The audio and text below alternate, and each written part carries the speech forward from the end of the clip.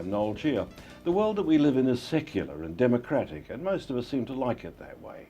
We have governments who frame laws, what one United States Supreme Court judge referred to as the wise restraints that make us free, and courts of law that enforce them. But where does the government get its ideas from? Yes, it has its own squads of advisors who are mostly on contract these days to give the appearance of a shrinking public service, but there are other bodies called think tanks that observe developments in public policy and make recommendations for improvement and monitor progress. The subject of tonight's conversation is the McGuinness Institute, which in its own words contributes strategic foresight through evidence-based research and policy analysis. I will be talking to its Chief Executive, Wendy McGuinness. Welcome to Face Television, Wendy. Thank you. Wendy, at one count there were 5,500 think tanks in 170 countries, but in New Zealand we've got 13.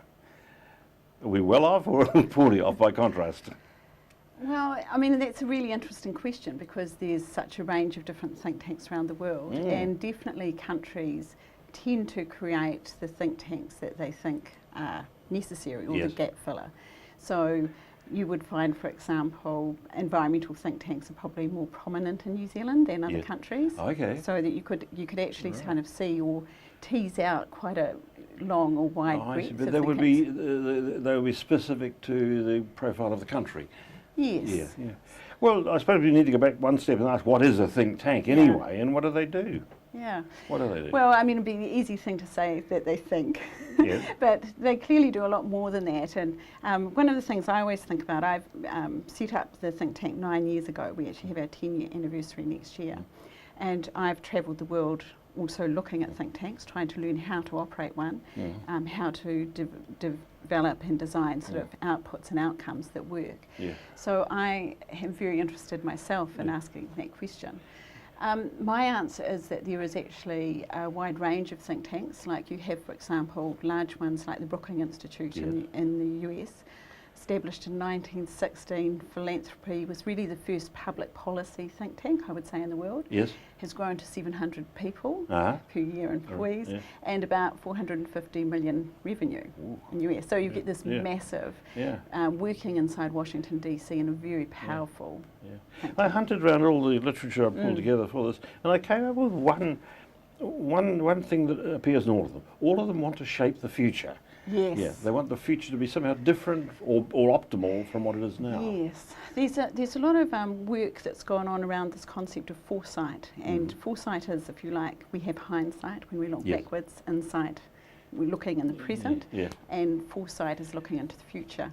So a lot of the think tanks, if you like, are absolutely what you're saying, trying to engage with the future, or we say forward engagement. It's a concept that what we're trying to do is identify issues in the future and then work out how to engage with them before they get big and complex and hairy.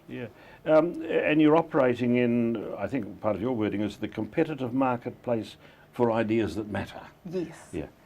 So you don't go off on little trivial things, you figure out what is important and chase those issues. So institutes and think tanks actually decide what they want to focus on, and the work program is usually defined by what they think is important, and to some degree there is sort of the opportunity to change that work program as opportunities come up. So for example, the constitutional review came up, and so we created a workshop, Empower NZ, engaging 50 New Zealanders from throughout the country and took them to Parliament. And they actually had to write a draft constitution in this sort of workshop, so they produced something like this in 2 days. And that's a publication of your organisation? Yes. This is something that the attendees actually created in 2 days, which is pretty impressive. A written constitution for New Zealand. So you can think tanks actually, there's enormous freedom. I find it a fantastic space because you have a place to create an engagement or discussion. You've categorised them into 5 categories. I'll list them and then we'll go back to them. There's policymakers, partisans, phantoms, scholars and activists. So policymakers, you say, are simply used by government. The government buys their output. So in other words, a think tank might engage, like Brookings is perhaps a really good example in the US, in that they are policymakers. They engage. I went to see them and they were very generous with their time. but they engage with the policymakers all the time. That's their focus. They are engaging. They go and actually run workshops and do talks actually within the White House and So they're very closely linked with government. They have lots of coffees with policy analysts and key players.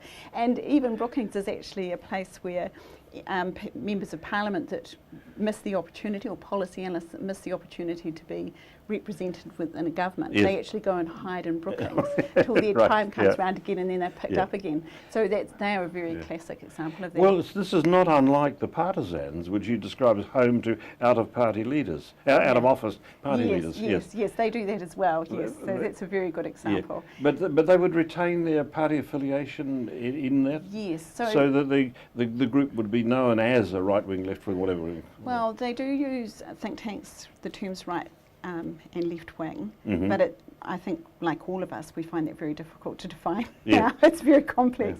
But so they so you can retain in a non-partisan organisation. So, for example, I have a group of students. I try to make sure I've got a National, a Labour, a Green Party.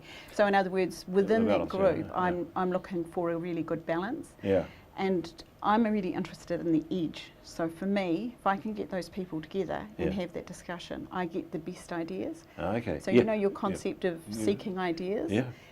So I like to sort of see a continuum where you're sort of seeking ideas at one end, and then you've got the issues. Then you come down to people. Then you come down to political parties. Well, this is where phantoms with government in disguise. So these governments pretending not to be government. Yes. In fact, it's a good. I initially called the Institute Sustainable Future Institute. And I had enormous difficulty with not being seen as part of government. So what would be an example of a phantom in New Zealand? Well, I'd like to see more phantoms, actually. I'd like to see a sort of Futures Commission or something like that, actually within government, or reporting to Parliament, perhaps. And there's a group of us that are actually working and trying to progress that idea. So, but largely, I like the Singapore model, where they have sort of, if you like, I'll use the spider analogy, but the central body of foresight within government, and then they actually, within each government department, there's foresight units that actually feed into the centre of the body. So it's a really good mechanism, and something countries that don't do that, I think, are going to fail in this very fast-paced environment we're in. Well, then you talk about the scholars, and they just seem to be pure intellectual firepower. They're top of the field in information. Yes, there's a guy, Jonathan Boston, in Victoria. He would be a classic. Classic example of that, yes. And what's so interesting in our game, which I call the McGuinness Institute game, we actually try and act as interaction. So I'm, when I'm doing something like Empower NZ, which was the Constitutional Advisory Panel, I was going to Philip Joseph in Canterbury, as getting him up to help facilitate, Claudia Orange. I was also going to the university in Otago, Auckland, Wellington, to try and get their lecturers so that they could help facilitate it. So I kind of see myself as almost kind of networking arrangement. I have this idea, and I want to bring all this stuff together, and then create this space, and then actually see what comes out of it. And then you talk about the activists, policy and research hubs. Activists, the Business Roundtable? Yes, like Now, that's a really interesting point. I kind of see them as being people that are almost lobbyists, and in some cases lobbyists, where they've got one issue and all they're doing is crashing. You would have remembered Life Sciences Network. That was a classic example. They created themselves to lobby the Royal Commission and the government over genetic modification, as a case in point. And so it was very specific. So it's the lobby end. Whereas what I like to see is, I'm really interested in the space where the magic happens, the integration of different ideas. So you need to sort of be quite a good researcher at one end, but the other end is, the other way of thinking about that is you're interested in the interaction. And if this happens, then this, then this. Well, they're out there banging their drum for a particular point of view, aren't they? Now, apart from the Cawthron Institute that was set up in 1919 and NZIER in 1958, all the other think tanks come from the last 30 years or so. Why the sudden efflorescence of think tanks? Well, I think the world's just getting so complex. And if you can kind of imagine, I like the expression of forward engagement. A lot of people think foresight is about getting it right. we're used to this kind of concept of, oh, that was a prediction, and that came right or that came wrong, and that person's good at prediction. Foresight is a completely different perspective. It's actually, sometimes it's seeing something happening, engaging with it, and therefore it doesn't become an issue. Okay. So it's kind of a very different model. Yeah. Also heading off future difficulties. So in other words, I'm seeing something happening in 2030, for example, let's say climate change refugees. Yes. So we should be engaging and developing the policy while we're calm, reflective, while we, do you know what I mean? Yeah. So we should be thinking about those issues now. So that not wrestling with them later. Not wrestling them. No. So if you like, think tanks are trying to develop this sort of proactive policy rather than being reactive and responsive. Yeah. And it probably leads to that next point about the 3-term public, government policy program that we have at the moment on the parliamentary term, where basically policy is, within that 3-year time frame, and it's going to be increasingly problematic. Yes. And I sort of think that countries that succeed will be those that can develop some sort of shared common vision for the future. Yeah. And actually develop instruments and institutions that actually try and do that level of engagement. Okay. So all parliamentarians and all the public are informed. Which leads to the obvious question, why did you set up your institute? Incidentally, it was initially named the Sustainable Future Institute. Yes. Yeah, and you changed it to McGuinness. Yes.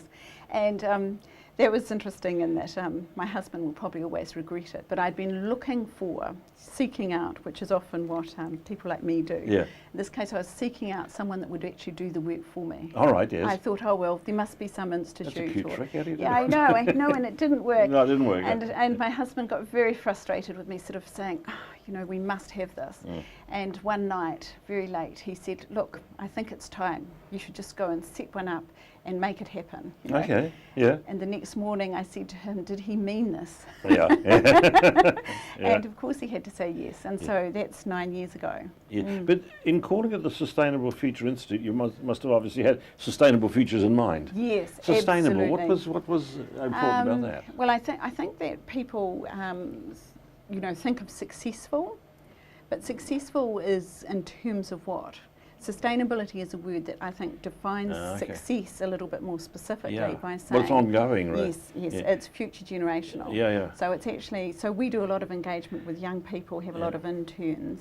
So we have a model where we're trying to inform young people. Yes. So that they can engage with the future as well. Well, despite having a very good name, you changed it. Yes, I know, I know. So, and that came from Sir Paul Callaghan and Morgan Williams, both because they were saying it was very difficult to describe what we were doing. Okay. And the view was, they said, people always got caught into this government position. Oh, it must be a government organisation. And so they said, I said, well, what shall I do? And they said, McGuinness. Call it McGuinness Institute. That's what they did. And actually, I have to say it was the right decision. I mean, I think if you like, Kiwis, we like to sort of hide, or definitely I do, and it actually was a little bit coming up. So when you make your findings known, you have a number of publications, one of them you showed there, and you've got another intriguing one here called Nation Dates. Yes. Tell me about that. So, you know how I was talking about futures and foresight, and the opposite was hindsight, and the middle's insight. So they're all three sites. Yes. The hindsight became a real problem for us. So we call ourselves a research and policy analysis organisation. So I had this massive timeline that I was having to delve into New Zealand's history. Yes. And if you can imagine, I'm an accountant in my initial training. Yes. So I was trying to see events to understand the implications and the rhythm of events. And so we produced this book called Nation Dates, and it's gone really well. Yes. And the policy analysts love it because it's got all key events in New Zealand's history, this massive timeline. All right, yes. With a few quotes and things like this. Yeah. And it's got things like lists of prime ministers and oaths of government. And actually finishes with Paul Callaghan, he's been a complete star for our institute, completely cool guy. But you've got other paper-sized ones here too. So what's an example? So this is one that we did with King Salmon. So this is a heavy research-based report. Notes on the New Zealand King Salmon decision. Yes. And so that was because we needed to do some work on the RMA. Yes. And so if you can imagine, it's a pretty complex piece of legislation. So, and I'd actually looked at getting involved in the wind farms down south. Yes. And didn't, always said, oh, read the decision. So this time with the King Salmon, we actually engaged quite strongly. We got informed, basically engaged by being an expert witness and being a submitter and all these things. And the idea behind it was that we would actually document and understand how the RMA works, how the EPA. And you mean we can discover that? Yes, we can discover that. So you can read this, and you can follow our journey. But Project 2058 is your flagship project. Yeah. No. Oh, you got another one here. I've got oodles, but I think this one might help in your. Right.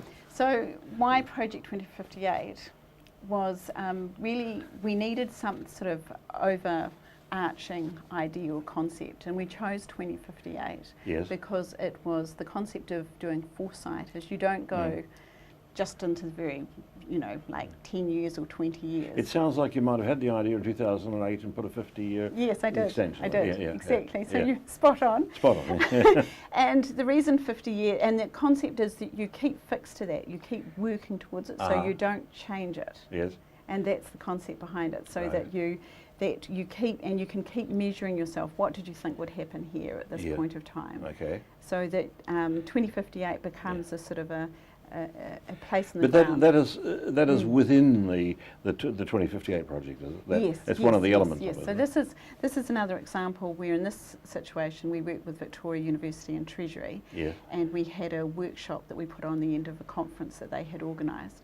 And it was all about this thing called a statement of long-term fiscal position, which is, for most people, would be a horrific concept. But it's basically the government trying to look at its fiscal position. It's outside of its 3-year. Yes, and going out into 40 years' time. That's brave. And we are incredibly lucky to have this piece of legislation that actually requires Treasury to do this. Okay. So. What we did was we said, well, why don't we challenge these young people, these 27 young people, to actually produce their own youth statement. And they did. And they did. Yeah. And we do a great deal of work. We do design is really big part of the work that we do. Yes. So we always have, when they're workshopping, we always have them working with designers. Yes. And so this of course is the superannuation problem. All right, yes. And this is so beautifully put. So rather than saying the superannuation problem, you the anti-Gertrude challenge. Yes. Which is. And they really relate to it. Yeah. And basically their challenge is to communicate that idea to other youth. Yes. So it's really interesting. But to give you some idea, I mean, we have such talent in New Zealand in young people. This is so they asked to find a symbol to represent fiscal management. Right. And the pocket knife came up. Yeah. And so they used the pocket knife to say this is the different ways that you can use the pocket knife to deal with fiscal policy. And in this case, they actually delivered Bill English as part of the presentation. A pocket knife. A pocket knife with actually this engraved and with his name on it. Good. Yeah, which is fantastic. Yeah. And we also they also gave it to Head of Treasury.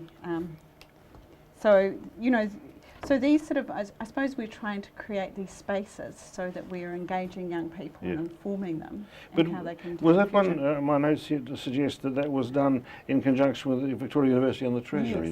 That particular project came out of a workshop you held last year. Yes, so we actually did 2 last year. It was really hard.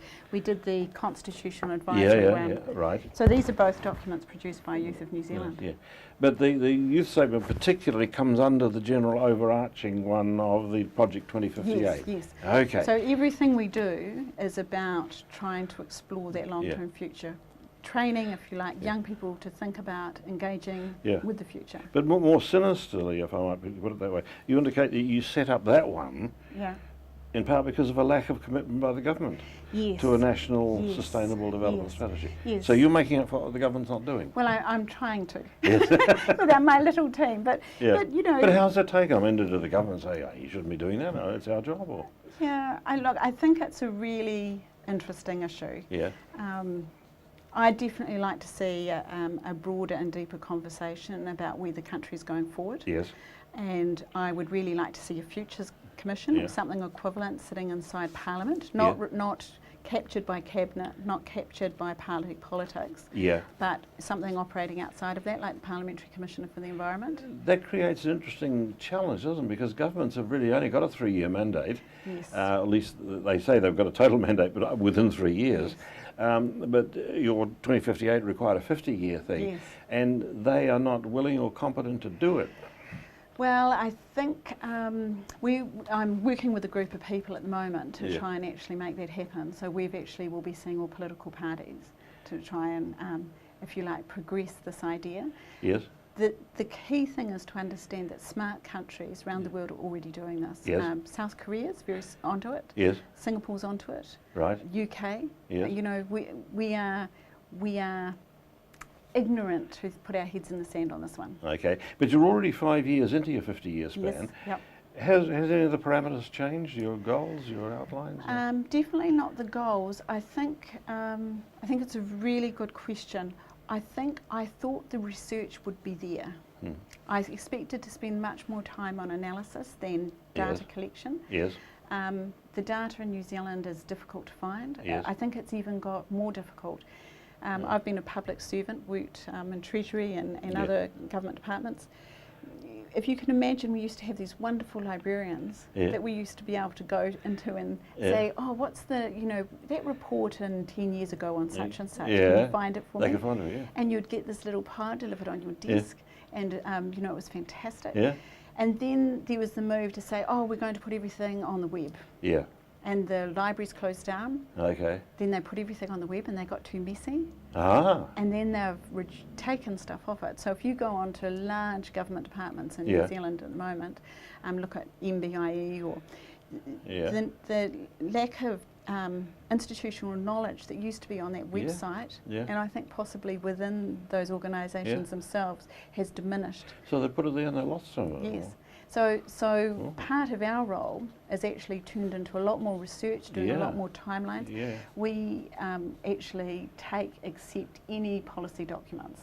Yeah. So, anyone please deliver us boxes, and they do. Yeah. Because otherwise, our history, one of the things is to understand that there is such consistency of rhythm of issues. So you're not like a lobby group that's trying to change some aspect of the present. You are like like a think tank that says, let's have a 50-year view of things and try and make that 50 years work well. Yes. Yeah. How do we make New Zealand amazing? What sort of acknowledgement do you get from the government that you're doing that? We have MPs in all different political parties that we engage with. So, and the people that we deal with, I suppose I would say MPs that are thinkers. Yes. MPs that are really committed in thinking long term about New Zealand. Yes. Particularly MPs that are interested in youth and how to progress and inform that. Yeah.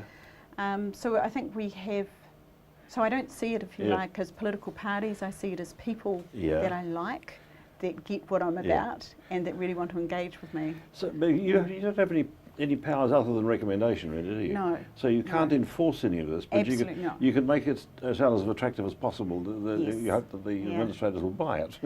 Well, I definitely think of information as, I think if I present wonderful information to you and it's easy to understand, I think that you will make the right decision. Yes. And admittedly, you could argue maybe I'm idealistic, but I believe that's what a good think tank should do. If you can make the next 50 years look tidy and palatable, then surely they'll buy it. And that's Sir Paul Callaghan. Yes. He did that. Yes. And I was seeking someone. I actually tracked him down and went to a lot of his talks before actually approaching him to be the keynote speaker at a workshop we did in 2011. Yes. Which we got basically the people, a representative group of people in 2058 into a room in Wellington, New Zealand. Yes. That represented New Zealand in 2058 in 2011. And we had the business people, we had ethnics, we had gender, we had all that wonderful mix, and Sir Paul Callaghan did the opening speech. Okay. And that video is actually available. But you got 20-year-olds trying to think that they're 70-year-olds. Absolutely. It was absolutely fascinating. And the outputs from that were amazing. In fact, just coming on the plane this morning, I ran into someone. He said, "Gosh, those outputs from that event are just still ongoing." So, what's some big surprises? What wrong paths are we currently on? Do you think? I think if I think we are a little bit too much attached to the present and we don't sort of look forward. Yes. I think that we get caught in agricultural-based economy, knowledge-based economy, Because the Fonterra innovation-based. scare recently was a real... Absolutely. I mean, that showed our vulnerability, didn't it? Absolutely. We really like Sir Paul Callan, so when I said I was seeking out Sir Paul and I found him and he presented this amazing presentation. So if you haven't seen it, I think we've had 38,000 views of Sir Paul Callaghan. Yeah. And so what we're doing coming up, our next adventure, is a magazine we're launching this month, and it's called Talent NZ, and Yes. we've created a scholarship under Sir Paul Callaghan's scholarship of 2 students. Is this the one called A Place Where Talent Wants to Yes, Live, or subtitled yes, A yes. Talent? And we've had Sam Morgan fund it. Yes. And these 2 students have travelled New Zealand, interviewing 30 people, Yes. asking them 7 questions about talent. Right. And it's fantastic. Yeah. And it's a magazine and a website. Yeah. And the ideas and thoughts. Yeah. And it's really trying to operationalise. You see it as a sort of roadmap for New Zealand. Yes. Yeah. So a shared journey. I think one of the things that Yeah. Sir Paul sort of said when he said A Place Where Talent Wants to Live, Yeah. he said, you know, do you want to come and join me on this journey? Yes. Yeah, Yeah. let's have fun. We'll go and explore this. Is New Zealand basically a fairly talented country then? Extremely. Yeah. I mean, I think that's the. I would tell you a really quick story. Yeah, I was yeah. at a World Futures conference, and there was a gentleman from NASA who was like, everyone is. The room was absolutely full and crowded, you know, and everyone was absolutely quiet listening to him, and. If you can imagine, so everyone, he had enormous mana, and a large queue formed. Yes. And the very fascinating thing about him, and I, of course, because I had a question, I had Yes. to get in the bottom at the end of the queue. Yeah. But unlike most other queues, normally the people disperse, people just gathered the circle around the guy. Yeah. So instead of me thinking I'd be the only person asking him this really dumb question, Yeah. I had this audience of myself as I sort of put forward this Yeah. question to this gentleman. And he threw himself back. This Yeah. is the Yeah. scientist Yeah. who had, Yeah. and he said, oh, you New Zealanders, because I said something like, oh, you know, I've got a question, and I know it's not really very important, I come from New Zealand, and Yeah. like this, Yeah. very humble. And he threw his arms back, and of course everyone in the audience, instead of standing straight, all went in, and Yeah. it was the most amazing experience. Yeah. And he said, you ask the best questions. He said, I'm in rooms all around the world and we come together as think tanks, and whenever there's one of those questions, I go mentally. Well, it New looks like Zealander. with you and the other think tanks, the country's in very good hands. Yeah. Oh. Wendy, we're going to conclude now. We're running out of time. Oh, I'm sorry about that. Our grateful Mhm. thanks to Wendy McGuinness for tonight's conversation. Thank you too for spending some of your time here with us on Face Television. Before you go, think about this. It appears in an issue of one of their publications called Think Piece. Philanthropists are the engine room behind the funding of think tanks, which in turn are arguably the engine room of a healthy, thinking and active democracy. Until our next conversation, I'm Noel Cheer. Good night.